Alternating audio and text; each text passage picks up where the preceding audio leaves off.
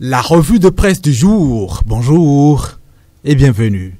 Législative en Afrique du Sud, décompte en cours, suspense pour l'ANC, titre ce matin, Courrier international. L'élection c'était hier et le décompte des voix se poursuit ce jeudi matin, écrivent mes confrères.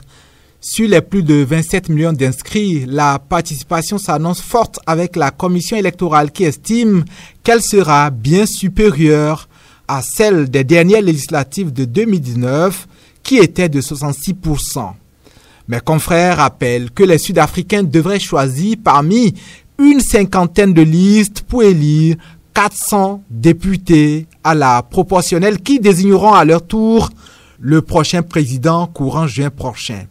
Et à la rédaction du média de préciser que ce scrutin est sans aucun doute le plus imprévisible depuis 1994, même si l'ANC devrait rester le premier parti à l'Assemblée nationale.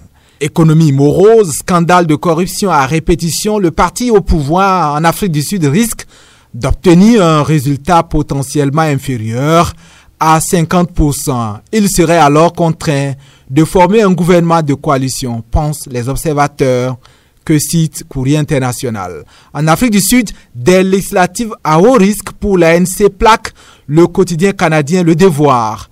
Les bureaux de vote continuaient à drainer de longues files. Mercredi soir, la participation s'annonce forte pour ces législatives les plus disputées depuis 30 ans et à l'issue desquelles l'ANC au pouvoir risque de perdre sa majorité historique, détaille le journal.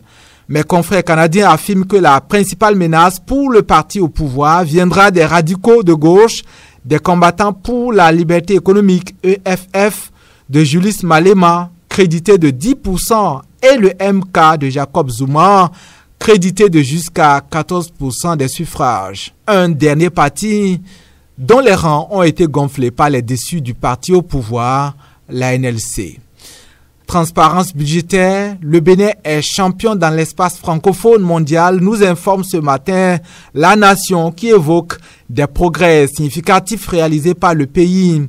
Progrès reconnus à l'international, insiste le quotidien du service public qui partage les échos d'une nouvelle distinction qui s'ajoute au riche tableau d'honneur du Bénin.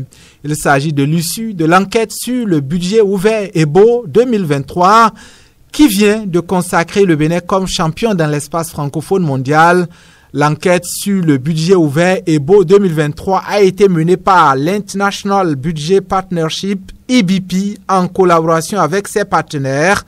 L'enquête a évalué les pratiques de gestion des finances publiques de 145 pays, dont 45 en Afrique.